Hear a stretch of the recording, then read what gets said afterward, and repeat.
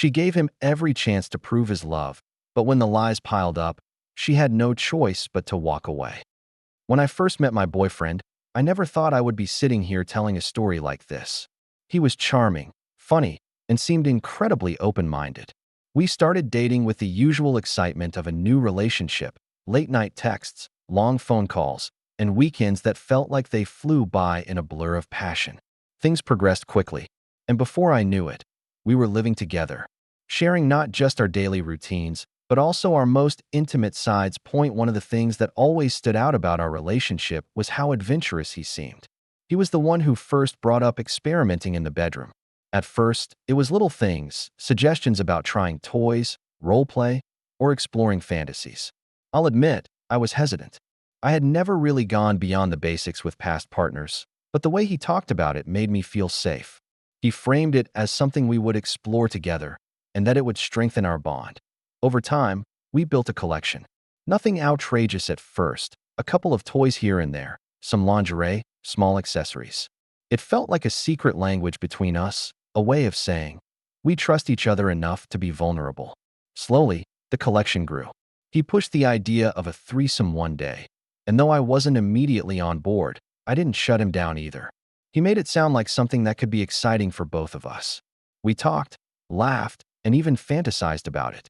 Eventually, we agreed to start looking for someone. That's when things took a turn that I wasn't sure how to start, but he encouraged me to make a Tinder profile specifically for this purpose. He didn't want his name or face associated with it, so it all fell on me. I thought it was a little odd, but I told myself it was just part of keeping things discreet. I set it up, explained in the bio what we were looking for, and started swiping. Matches rolled in, and soon enough, it felt real. Too real. Maybe. That's when the nervousness hit me. This wasn't just talk anymore. These were actual people messaging, asking questions, sending photos. I felt overwhelmed. It was one thing to joke about bringing someone else into our bedroom, but another thing entirely to imagine it happening. The pressure built up in my chest, and all I wanted was someone to talk to. Not a stranger, not him, but someone who knew me deeply. So, I confided in my best friend of 20 years that I felt safe, telling her. We've shared everything since childhood, heartbreaks, first loves, family struggles. I thought, if anyone would understand my nerves, it would be her. I told her about the Tinder profile, the matches, and how I wasn't sure I could go through with it. She was supportive, even joked about how wild it was, and reminded me that I didn't have to do anything I wasn't comfortable with. What I didn't realize at the time was that this single decision, opening my mouth to her, would be the spark that lit a fire I could never put out. Literally, the night it all came crashing down. Started like any other. I had just gotten out of the shower, wrapped in a towel, ready to relax.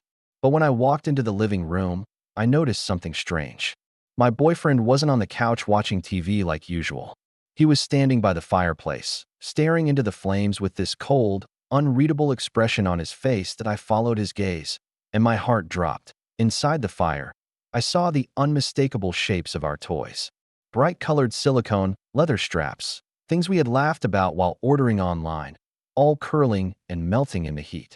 At first, I thought maybe I was imagining it, but then I saw the box they'd been stored in, half empty, and sitting on the floor. I froze.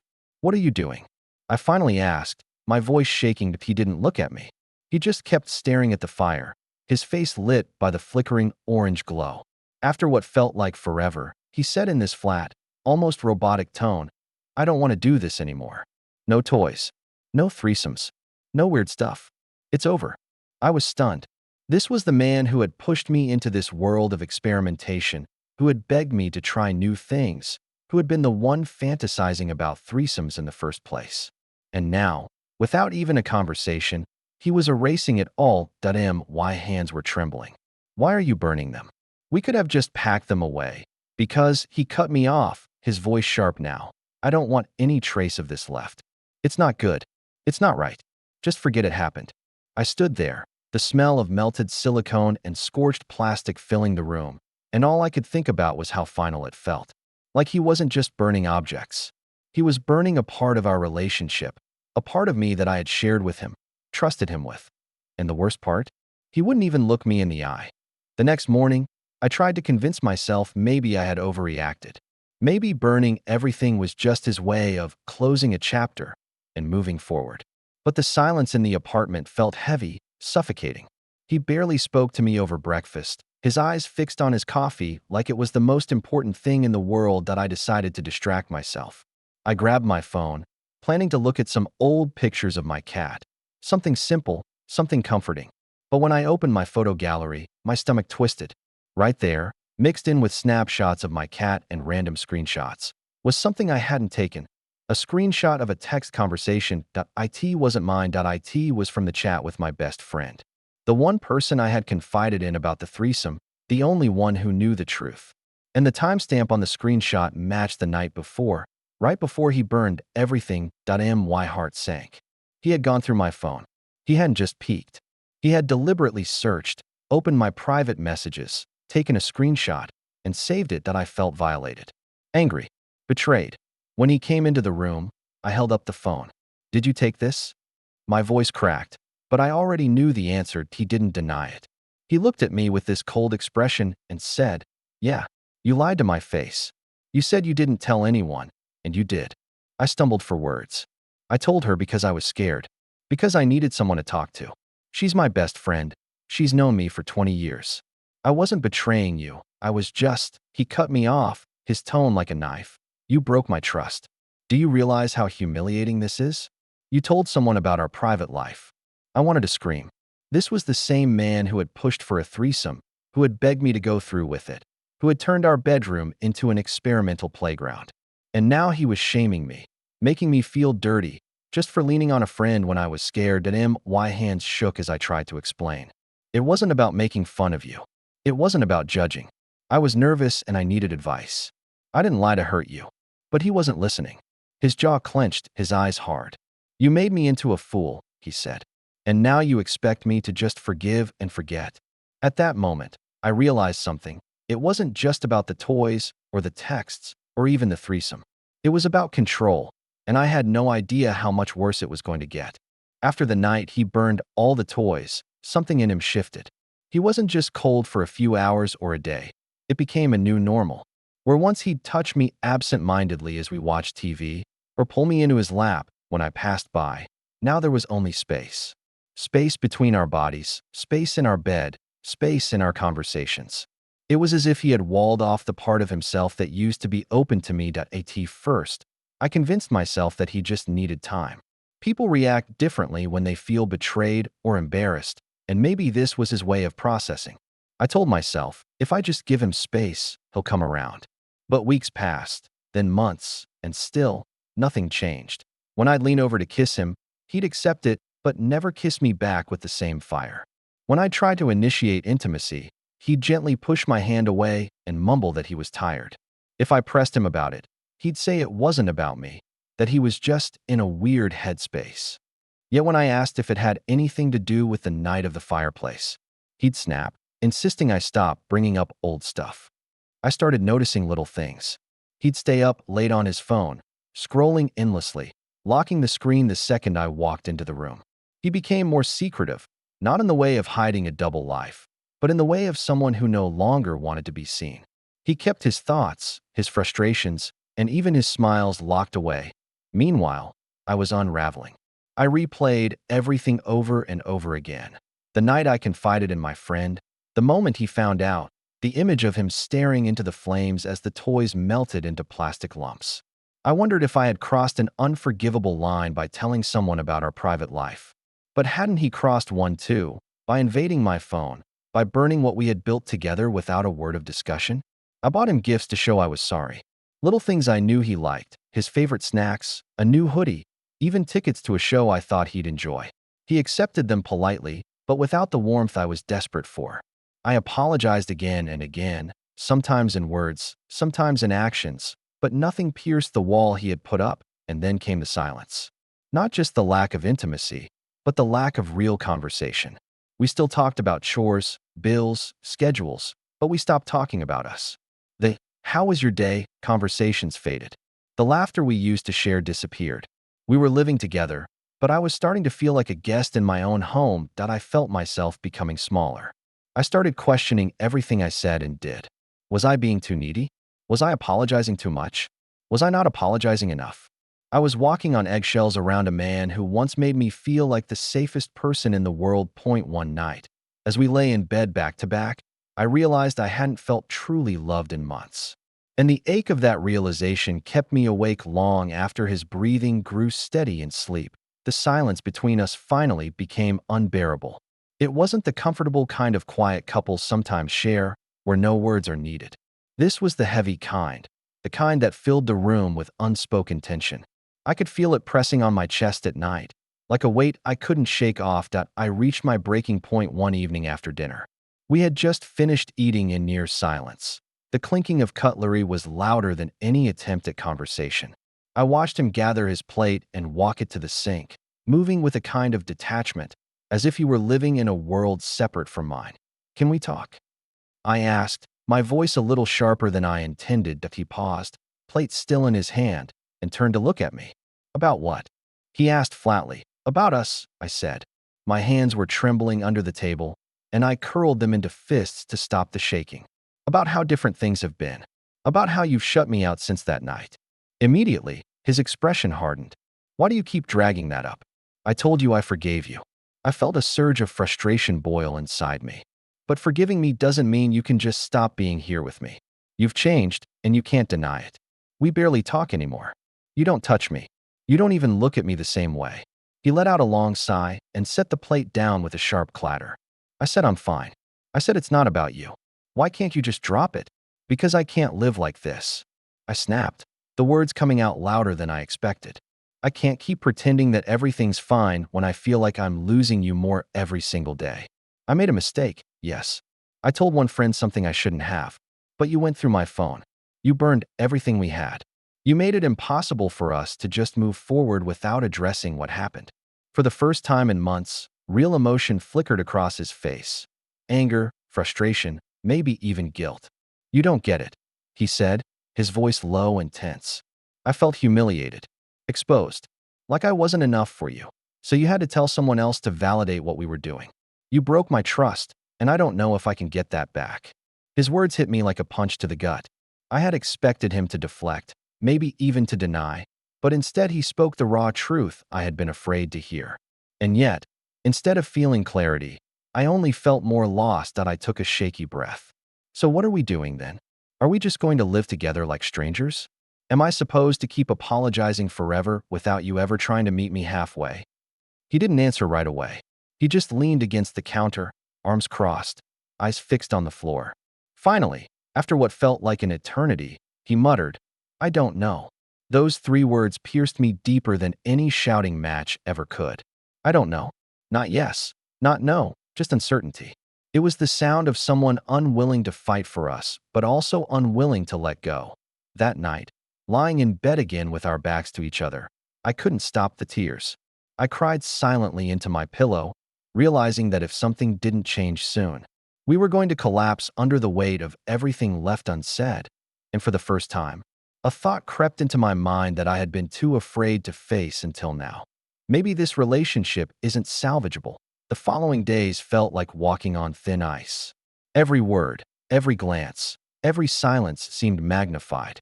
I tried to keep the house warm, cooking meals I knew he liked, leaving little notes of encouragement on the counter like I used to when we were happy. But he barely acknowledged them. He would eat, nod, maybe mumble a thank you, and then retreat back into his own world. A world where I no longer had a place that I couldn't help replaying everything in my mind. The trust we had built, the passion we once shared, the laughter that used to fill our apartment. It all seemed so far away now, almost like it belonged to another couple. And yet, I still loved him. That was the cruelest part of it all.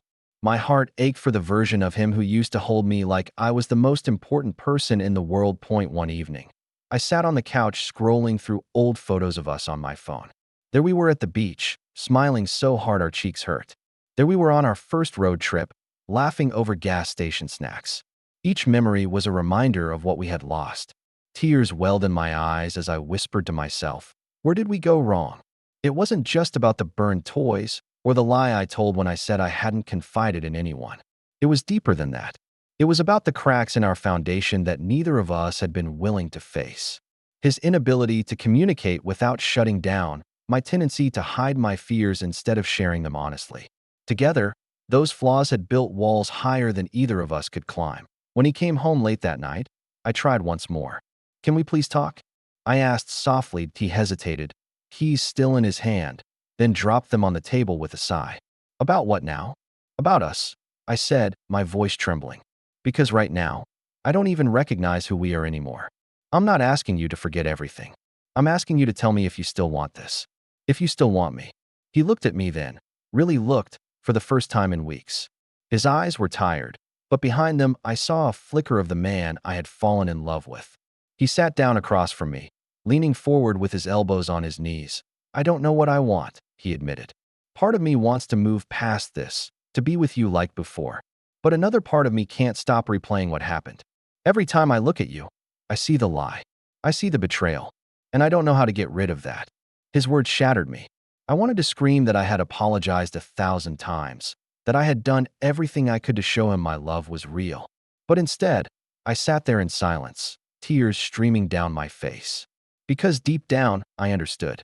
Once trust is broken, even if forgiveness is given, the wound can linger like a scar that never fully heals. That night, lying awake while he slept beside me, I realized I was standing at a crossroads. I could keep fighting for a man who wasn't sure he wanted me, or I could start fighting for myself, for the chance to find peace, even if it meant letting go. The next morning, I woke up before him. The room was quiet except for the sound of his breathing, steady and detached, as if he was already far away from me, even in sleep. I stared at the ceiling, wondering how much longer I could live like this, feeling invisible in my own relationship. That I slipped out of bed and sat at the kitchen table with a cup of coffee. My hands trembled as I held it, not from the caffeine, but from the weight of the decision forming in my mind. I had been trying so hard to prove myself to him, to rebuild something he clearly no longer trusted. But was it fair to keep pouring everything into someone who had already half checked out? The loneliness hit me in waves. I thought about the way I used to feel safe in his arms, how his laughter could brighten even the darkest days. Now, our home felt more like a battlefield, one where no one was winning. I started making a mental list, not of chores or groceries, but of the moments that had pushed me here. The night he burned our toys without a word, the way he stared into the fire instead of looking at me, the coldness that lingered even after my apologies, the endless silence whenever I tried to talk about us. Each memory felt like a brick, stacking higher and higher until the weight became unbearable. Later that day, I found myself walking through the park alone. The crisp air stung my cheeks, but it cleared my mind. I watched couples strolling hand in hand, laughing softly with each other, and my heart ached. I wanted that again, not with someone new, necessarily, but with someone who made me feel alive, valued, and loved. And right now, that wasn't him. When I returned home, I stood outside our door for a long time, staring at the key in my hand. I realized that every time I unlocked that door lately, I felt dread instead of warmth. That was the moment I knew something had to change. That evening, I didn't bring up another conversation. I didn't beg for his attention or ask for reassurance. Instead, I quietly started packing a small bag with essentials, not enough to make a scene, but enough to remind myself that I had options, that I wasn't trapped, that I didn't leave that night, but I needed to know that when the time came, I could. I zipped the bag closed and tucked it into the closet. I felt a strange calm settle over me. For the first time in weeks, maybe months, I felt like I was taking back a sliver of control over my own life. I crawled back into bed beside him. He stirred but didn't wake. And as I lay there in the dark, one thought pulsed steadily through my mind. If he won't fight for us, then maybe it's time I stop fighting too. The following days felt like walking on thin ice. Every sound, every silence between us, carried a heaviness I couldn't ignore. I moved through the apartment almost like a guest, quietly taking care of chores, cooking meals, and pretending not to notice how he sat on the couch with his phone, his eyes glued to a screen instead of me. I tested myself in small ways. One morning, I skipped making him breakfast, something I usually did without question. He didn't comment, didn't even glance at me. Another night, I came home late after staying at a friend's place for hours. When I finally walked through the door, expecting him to ask where I'd been, he barely looked up. It was as if my presence, or absence, no longer mattered to him. That's when it hit me. I was already living like someone who wasn't wanted, still. I wasn't ready to just pack up and leave without saying everything that had built up inside me. I needed to give myself one last chance to be heard, even if it ended in silence again. So one evening, I sat across from him at the dinner table. He scrolled on his phone while eating, the glow of the screen reflecting in his glasses. I cleared my throat. I can't keep doing this, I said quietly, my voice trembling but steady enough to cut through the silence. He didn't look up. Doing what? This. Pretending like we're okay. Acting like burning our past, shutting down, and avoiding me are normal parts of a relationship. Finally, he set his phone down. His expression was unreadable, but his eyes were tired. I told you already, I'm fine. You're the one who keeps bringing it up. That answer cut deeper than any argument. Because in that moment, I realized he wasn't just avoiding the issue. He had already accepted the distance between us as the new normal. That I swallowed hard, tears threatening to spill. Do you even want to be with me anymore? Be honest. He paused, and in that silence, my heart screamed the truth I had been avoiding. His hesitation said more than any words ever could. When he finally muttered, I don't know, my chest tightened. It wasn't anger I felt, it was grief. Grief for the love we used to share, for the trust we'd shattered, and for the future we both secretly knew was slipping away. That night, I didn't argue. I didn't cry in front of him. I just nodded, stood up, and went into the bedroom. Behind closed doors, I let the tears fall freely, muffling my sobs in a pillow. I reached for the small bag I had packed earlier, running my fingers over the zipper. It was my reminder. I didn't have to stay where love no longer lived. The decision wasn't final yet, but for the first time, I allowed myself to picture a life without him. And strangely, it didn't terrify me. That it felt like freedom waiting on the other side of goodbye. The next morning, I woke up before him. The apartment was quiet except for the faint hum of the refrigerator. I lay in bed staring at the ceiling, listening to his steady breathing beside me, and wondered how something that once felt so safe now felt like a prison. I got up and moved silently into the living room. The bag I had packed earlier was still there, hidden behind the couch. My hand brushed over the handle, and for the first time, I felt a strange calm instead of panic.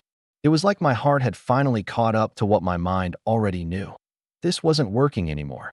All day, I replayed our last conversation in my head. His words, I don't know, echoed louder each time. I thought about how he used to look at me, with warmth and curiosity, as if I were the most important person in his world. That look had been gone for months. That I tried to distract myself with chores, folding laundry, wiping down counters, even reorganizing the kitchen cabinets. But no matter what I did, my chest felt heavy. At one point, I caught sight of our photo on the fridge, us on a weekend trip, smiling with our arms around each other. I pulled it down and held it for a moment. My fingers trembled, and then, almost without thinking, I tucked it into the drawer. Out of sight. When he finally came home from work that evening, I studied him carefully. He kissed me absent-mindedly on the forehead before collapsing onto the couch. His shoes were still on, his jacket still buttoned, but his eyes were already fixed on his phone. Rough day? I asked softly. He shrugged. Same as always. And that was it. No follow-up question. No, how was your day? No attempt to connect. I realized then that this was the new rhythm of our relationship. Two people coexisting in the same space, orbiting around each other without ever touching. After dinner, I excused myself and went to the bedroom. I closed the door, sat on the edge of the bed, and stared at the packed bag again. My heart raced. This time, I pulled the zipper halfway open and looked at the neatly folded clothes inside. It felt so final, so irreversible. I whispered to myself, almost as if saying it out loud would make it real. I can't do this anymore. The tears came slowly, not in violent sobs, but in quiet streams down my cheeks. They weren't tears of confusion, they were tears of release. For months, I had been trapped in the cycle of hoping things would get better, of trying harder, of carrying the weight of a relationship that no longer had balance. And now, finally, I felt the strength to let it go. I wiped my face, zipped the bag shut, and placed it by the door. My chest tightened, but my resolve didn't falter. Tomorrow, I told myself, tomorrow I will leave. And for the first time in a long while, I felt a small flicker of peace. The next morning arrived faster than I expected. I barely slept. Every time I closed my eyes, I imagined different scenarios of what would happen when I finally told him. In some, he begged me to stay. In others, he shrugged, indifferent. Both possibilities terrified me, but for different reasons that I got dressed quietly and stood by the door, my packed bag waiting like a silent witness to the choice I was about to make. My hands trembled as I wrapped them around the handle. That sound of the zipper, the weight of the bag, it all felt heavier than it actually was. When he stumbled out of the bedroom, rubbing his eyes, he froze at the sight of me. His voice cracked, confused. "Where are you going?" I took a deep breath, forcing myself to meet his eyes. "I can't do this anymore." He blinked, processing, then shook his head as if I had just told him a bad joke. "What do you mean? You're overreacting. Things aren't that bad." My chest ached. I wanted to believe him, wanted to hold on to that tiny shred of hope that maybe he was right. But deep down, I knew the truth. They are that bad. I've been telling you for months how I feel, and nothing changes. I can't be the only one fighting for us. His expression hardened. "So that's it. You're just giving up." I swallowed hard. My voice was steadier than I expected. "No. I gave it everything I had. This is me choosing myself." Silence filled the room, thick and suffocating. He looked at me with a mix of anger and disbelief, his jaw tight, his hands balled into fists at his sides. I braced myself for yelling, for accusations, for guilt. But instead, he just sank onto the couch, burying his face in his hands. "I never thought you'd actually leave," he whispered. Those words pierced deeper than any scream could have. Because I realized he never believed I could. To him, I would always bend, always forgive, always stay. But not this time. I walked to the door, every step echoing like a drumbeat in my chest. My hand touched the doorknob, cold against my skin. For a moment, I hesitated, glancing back. I saw him sitting there, small and broken, but I didn't feel guilty anymore. I felt free. Opening the door was like taking my first breath after being underwater too long. The air hit my lungs sharp and clean. The hallway stretched ahead, and though it was empty, it felt full of possibility. As I pulled the door shut behind me, I whispered a silent goodbye, not to him, but to the version of myself who had stayed too long, who had accepted too little, who had confused endurance with love. Walking out into the morning light, I realized something I hadn't before. Sometimes the bravest thing you can do isn't holding on. It's letting go. And with every step away from that apartment, the weight lifted. My bag was heavy, yes, but my heart was finally light. Thank you for watching this story on True Tales Hub. Please like the video, subscribe to the channel, and turn on the notification bell so you won't miss our next story. That we post new tales twice a day, and each one comes with unexpected twists you won't see coming.